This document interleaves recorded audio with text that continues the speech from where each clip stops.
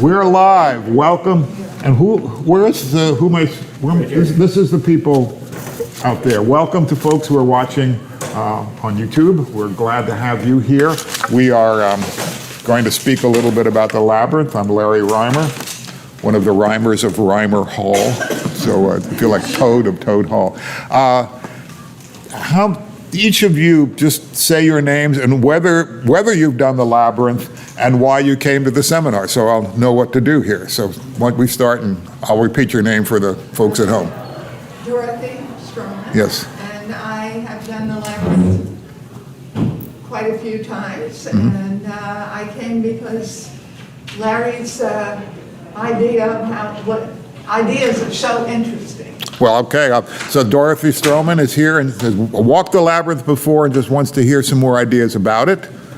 Yes, Leslie LeBaron, same with me. I come every year to the Labyrinth anytime it's there, and I'd like to have more ideas about meditating and doing that Labyrinth. Good, so Leslie LeBaron has been here many times, walked the Labyrinth before, again, expanding her ideas on it.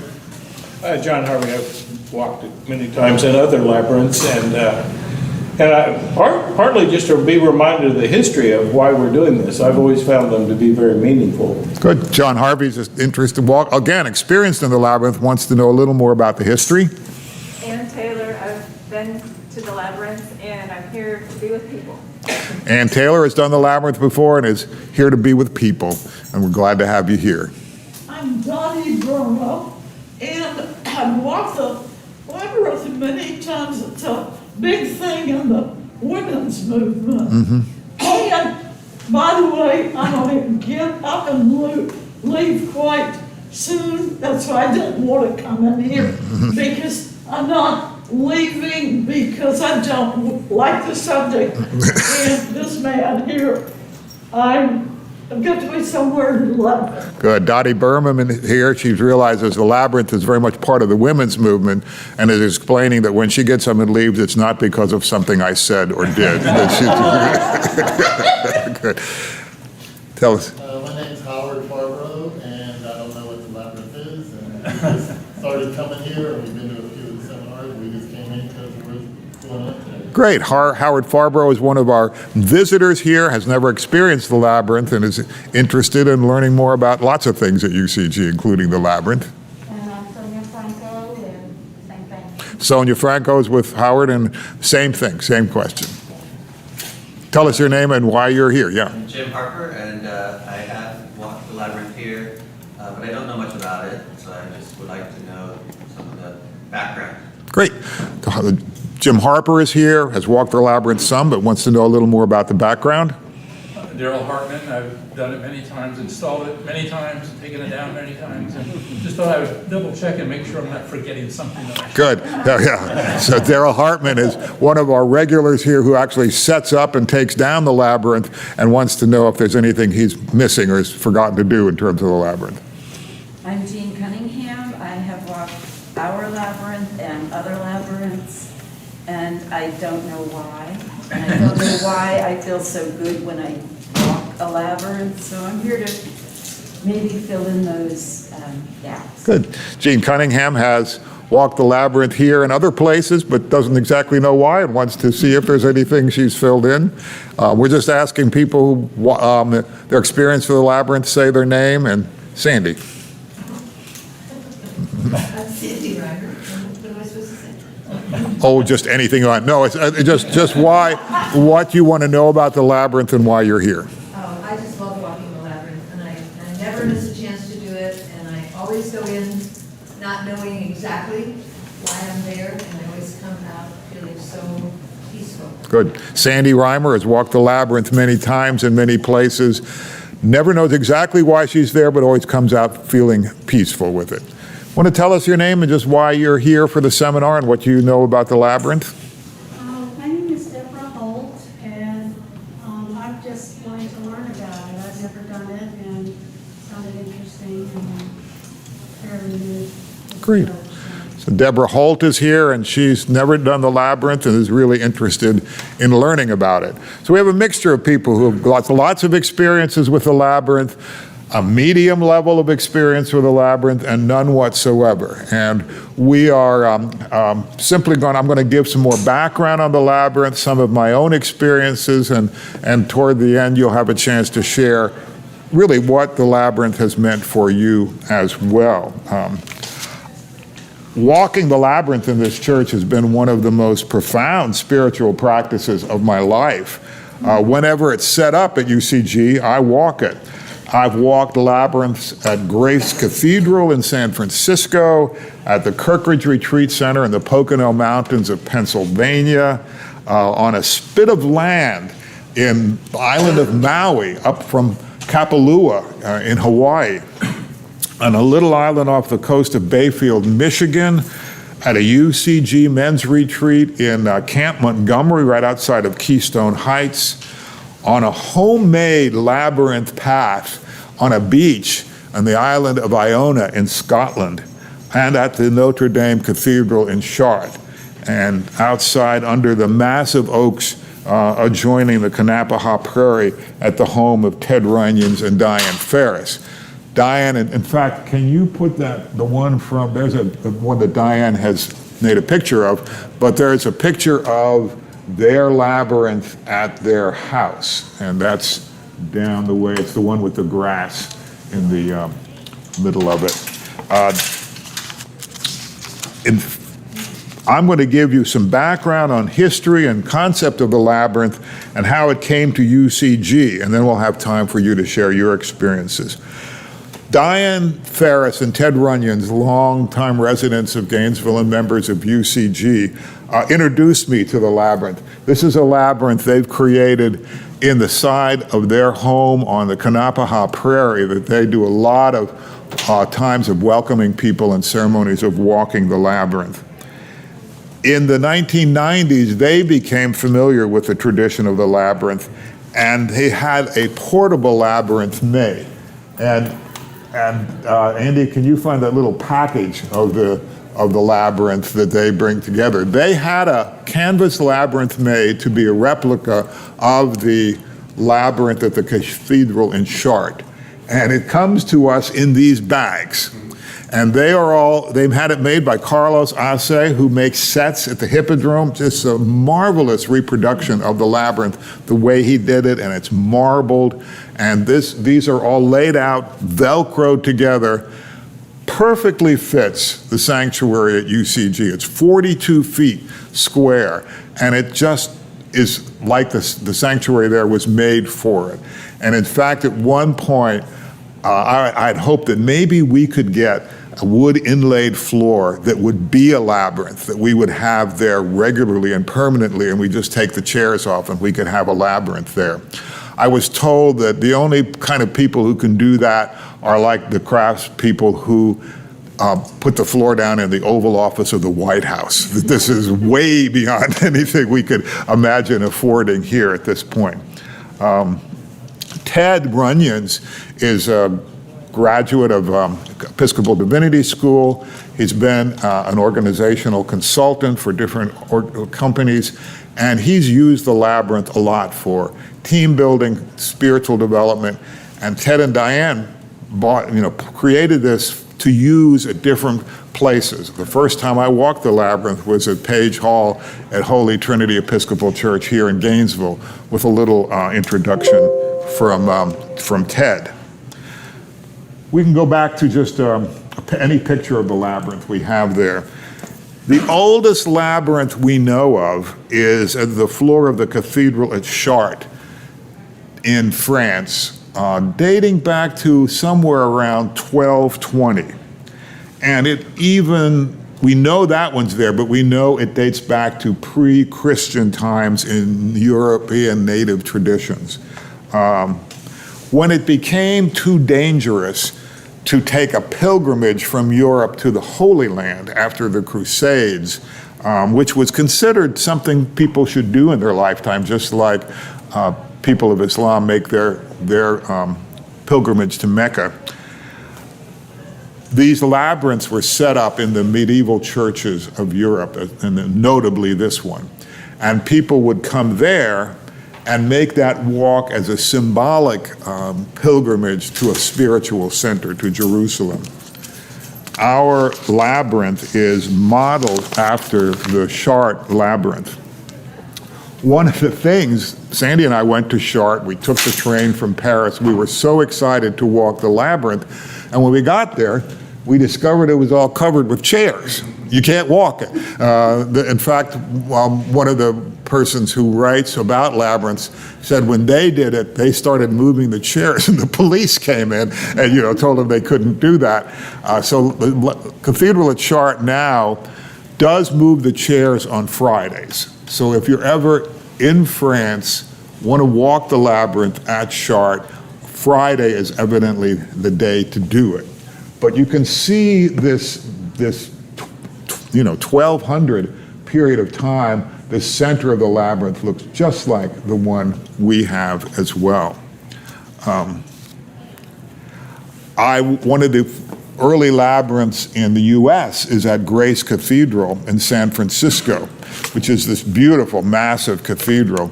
And another initial and early disappointment Sandy and I had as we went to Grace Cathedral, and the labyrinth covers our entire sanctuary floor. At Grace, it's just a little thing in the back when you walk in.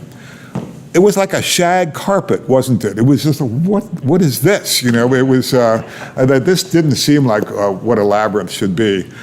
They have since had it inlaid with stone, and they have one outside too that sort of overlooks, it's the top of, San Francisco Bay. So what is it? The labyrinth is a circular path with one path only. It is not a maze where you can get lost or run into dead ends. There are no tricks to labyrinth. I like to consider my walk to the center of the labyrinth to be a symbol of the journey inward. And when I walk into the labyrinth, I seek to find what's going inside me spiritually at that moment. Although no one has to do it that way. Everyone's path is different. There's no right or wrong way to do it. I remember early on, Leslie's sister Allison came there with her son Jonah, who was about 10, and he had a friend with him. And as I came in, Jonah and his friend came running out of breath, and Jonah said, "I won!" So they had raced each other the third of the mile in and the third of the mile out. So it was, and that's one of my great memories of the labyrinth as well. I usually focus on a kind of breath prayer, something I'm open to or seeking in my life in the time that I walk. And the path toward the center goes in circles, and it sort of goes in and then sends me back out to the perimeter and then back in again and back out. And I often stop on the path and focus on some of the symbols around me in the sanctuary, just the trusses, the beams, the looking out the window toward the courtyard, any banners we have in the church, little stations around the sanctuary. And I usually leave space for whatever comes up. I think most of us are aware of the Buddhist practice of a walking meditation where we simply walk and let that rhythm be part of our heart and our mind. This is, in the Christian tradition, something like a walking meditation where the goal is not to think too hard or worry too deeply, but just let the walking and the rhythm of going toward the center and coming out take over our lives. The path is a third of a mile, and the center is this design with these petals, 6 petals here in the middle. I usually stop at each one of these, and as I do that, I say a special prayer for every member of my family, for Sandy, for my children, for my daughters-in-law, for my grandchildren. I remember my parents who have died, my grandparents, and then perhaps other people in my life as well. I just take some time there. When I walk out, I consider the journey outward.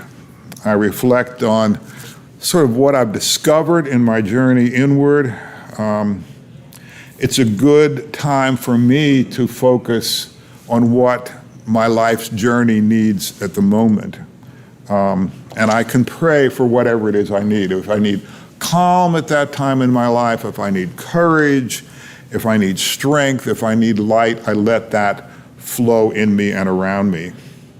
And at the end of the labyrinth, when I come to the end of the absolute exit, it's a good time to pause and turn around and look back into the center. I breathe in a sense of blessing from my walk, and I take that strength with me. And I'll often then come out of the labyrinth, sometimes even walk the perimeter, but stay and sit for a while and let that be with me. Remember that the labyrinth reminds us that the pilgrimage of faith is not necessarily upward to God, who is above us and beyond us, but horizontally with God who's within us and around us. And God is innate, it is immanent, is with us, but is also more than us. And that labyrinth gives me that sense. So I would invite you to share any of your experiences, senses of how you walk the labyrinth, and since it may not be heard by people who are watching online or on YouTube, I may repeat a little bit of what you say, but I'd just be interested in hearing on what your experience has been with the labyrinth and what you'd like maybe perhaps others to know. Larry? Yeah, Leslie. When I'm walking the labyrinth here at UCG and passing other members and occasionally catching their eye or not, I just feel a part of the community, and I just feel like I belong. That's wonderful. Leslie is saying that when she's walking, when a number of people are walking and we catch the eye of somebody else walking, she feels so much as part of the community. And there's two kinds of ways and times we walk the labyrinth. One is we can sign up at the church online right now and have a very private time to walk the labyrinth that's reserved for us, which is both a nice time in terms of the quiet and as well as anyone who's concerned about COVID. The other is that, like on Ash Wednesday, we'll be walking the labyrinth as part of the Ash Wednesday service at noon and at, what's the other time? 6. So we have that experience, and it's wonderful to do that as well. It is that, it's a mystical experience to have all these people coming, and we just sort of step to the side when someone comes by us with that as well. Yeah, Ann Taylor. I like the contemplative seasons, and I haven't walked the labyrinth for a while. I contemplate so deeply that I've gotten lost in it. I just want to report that it was not fatal. I always got out. No, so Ann says that she gets lost in the mysticism of it, and also has gotten lost in the labyrinth, and I have too. Suddenly, I evidently stepped in the wrong line, and I thought maybe this is also a sign for me to focus a little bit in my life. I got lost in the labyrinth, but anything that happens in the labyrinth is good. Yeah. Yes, John Harvey. Well, walked lots of labyrinths, and one of the more powerful ones was actually here at UCG long before I became a member. Liz was a member, and the labyrinth was set up, and I'd done labyrinths at Trinity Methodist many times and stuff. So I came. But we were going through this period of she's in one church, I'm in another church. I wasn't quite ready to move. I thought we should be together. I was struggling. I was struggling. She wasn't, but I was struggling. Yeah. And when I walked the labyrinth, I guess about the time I got the middle, I just got a message of, why are you trying to put a timetable on this? Let it be. Just let it be. And so I did. And it still was quite a few years before I joined UCG. But I no longer had this tension in my life that we've got to be at the same church. It was just let it be. Yeah. As John Harvey is saying that He's from a family of mixed religion. He was at the Methodist Church in Liz, which here, Trinity Methodist, and they both, loved where they were, but could not make up a mind whether being in separate churches or being together, which was important. And John came to walk the Labyrinth here and felt that it was okay to let it be, to not be stressed over that issue, and time will lead him in the path that was appropriate. And ultimately, John is here and, runs seminars, and that's why I'm here this morning. So good, thank you. Daryl Hartman. I too like it when there's a lot of people. It's just, you just feel intermingled with all these people somehow. And I also like it doing it just by myself. Sometimes we have CDs in there where you can play Gregorian chants and really old medieval music or whatever you want, really. And that can add powerfully to the walk too. I usually do more of a Buddhist mindfulness walking meditation and just kind of clear things out and just not try to direct it in any way. Yeah. And I enjoy doing that. But there is this sense like you have of going inward as you go toward the middle. It's almost hard to avoid that. Yeah. So that's kind of how I approach it. Yeah. So Daryl Hartman is saying he enjoys both walking in community and alone, and that we have had, and I believe we will have again, a CD player for those of us who remember what CDs are, where we have chants from Callanish and other places. And the last time I tried to get the CD player where we didn't have a cord in the whole church that connected to it. I'm assured that that's the case, that they will find the CD player and the cord and have CDs out. And we always I like to put that on because it helps me empty a bit and not get too literal. And Daryl's saying it's just very much like the Buddhist walking meditation. Sandy. Really like you, I walked a lot of labyrinths, and I never miss a chance to do that. One of the most memorable times for me was walking it, I think it was exactly the week we were going to retire. And so when I walked in, the whole walking in was taking in the sanctuary, this place, as part of my life. And then when I turned around to walk out after, because I had been grappling with what's it going to be like, but walking out, I just found this sense of peace that the way would open up for me, and I wouldn't get lost. And it was all beautiful. Yeah. It was very, very.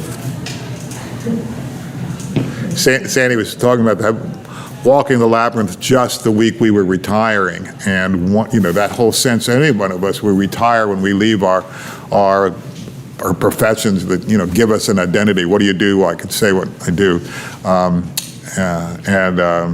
coming out and feeling that relief that there will be how did you say it? A path, even beyond what we've done. Yeah, so it was a beautiful time. And that's what a gift to us to come back and do that.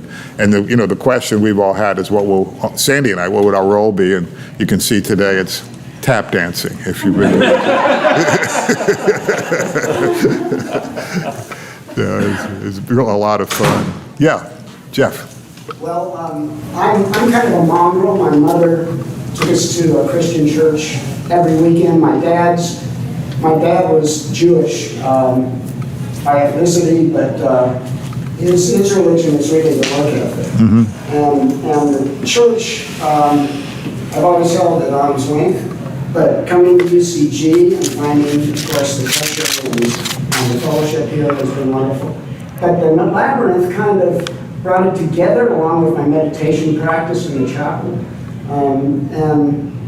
And they're both very much the same thing to me, where I can let it all go and not think and just feel the meditation. Wonderful. Yeah, Jeff Shapiro grew up in a family that was both Christian and Jewish, and this Labyrinth just let him sort of bring all kinds of pieces of himself together, and as he said, not think, which is not easy for UCG people with advanced degrees. So it's a goal to not think. we overthink an awful lot around here. Yes, anybody else? Yes, Jean. My first experience with the Labyrinth was going to Maine to visit my friend Nancy. And she taking me to a friend's house who was not at home and showing me this beautiful handmade out of stones in a grassy field labyrinth with a big stone in the center. And then leaving me there. Now, I had never seen a labyrinth before. I felt very self-conscious starting to walk this labyrinth and kind of looking over my shoulder all the time, but finally got to that stone in the center and just sat there, I don't know how long. Coming back out of that, I felt so like empty of all that internal dialogue that is so constant in my head, and it was such a relief that I have sought out labyrinths since that time. So Jean is saying she first labyrinth was visiting a friend in Maine who took her to a homemade labyrinth and left her there when Jean had no idea what to do going in there, but got to the center, sat for a good period of time at a stone in the center, and it just gave her such a gift about that. I'm going to take about 5 more minutes just to wrap this up so we can get back to church and see the big surprise of Sandy tap dancing. One of the things that happens for me, and I think for all of us, is once we become aware, discover the labyrinth, it appears for us in many, many places. Suddenly, we may not have noticed it before, we'll see these labyrinths. I mentioned Hawaii. My son Chris worked for the PGA Tour and had told us a year that if we could get to Hawaii, he had a condo there for us, a rental car, and we could spend a week there. So we did it, and we were up in Maui, and there was a Kapalua golf tournament there, and at the Ritz-Carlton or whatever it is there. They have the native people of Hawaii, for them to have this property, had to dedicate some of their sacred land and burial grounds there, and they had native people doing ritual dances and stuff. And by accident, we walked behind sort of this enclosed, way about back, at the end of this golf course. Here's a labyrinth on this spit of land going right out into the ocean there. And and you walk this labyrinth, and out there are whales breaching. I mean, it was just amazing, to find this back there. And nothing explanation, no sign or anything. Same thing happened in Michigan on a trip a couple of years ago with our camper. We took the ferry out to Madeline Island, and there next to a little UCC church out there is a labyrinth, just a small one. We walked there. When we were with the UCG tour that went to Scotland, our guide knew how to draw a smaller labyrinth in the sand out on the beach with the rocks looking out of Scotland, and we walked them there. They're just, Ted and Diane, who said have one in their yard. It's sort of that serendipitous spiritual world that happens when we open ourselves to new possibilities rather than maybe struggling to find them. And I want to close with, I want to thank Ted and Diane who are watching, and anybody else who's watching, to thank them as well, because they brought the labyrinth to this church and then gave it physically to us to keep here and have whenever we want and need it. And I do remind everybody it's a chance to sign up and walk it, as well as walk it as part of our Ash Wednesday service at noon and in the evening. I want to read you a poem by Wendell Berry called The Circle of Our Lives. Within the circles of our lives, we dance the circles of the years, the circles of the seasons within the circles of the years. Again and again, we come and go, changed and changing. Hands join, unjoin in love and fear, grief and joy, each by all the others held. In the hold of hands and eyes we turn in pairs, the joining each to all again. And then we turn aside alone, out of the sunlight gone, into the darker circles of return.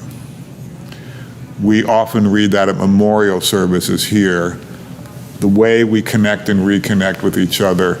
And it reminded me again of the labyrinth, that when we walk it, we link with all people who've ever walked the labyrinth and then beyond as well. Thank you for being here today. And I thank everybody who puts together the labyrinth in this church, from Ted and Diane who gave it to us, to Andy and the clergy who schedule it, and people like Daryl who set it up and take it down. So blessings to you all, and thank you for being here. Thank you.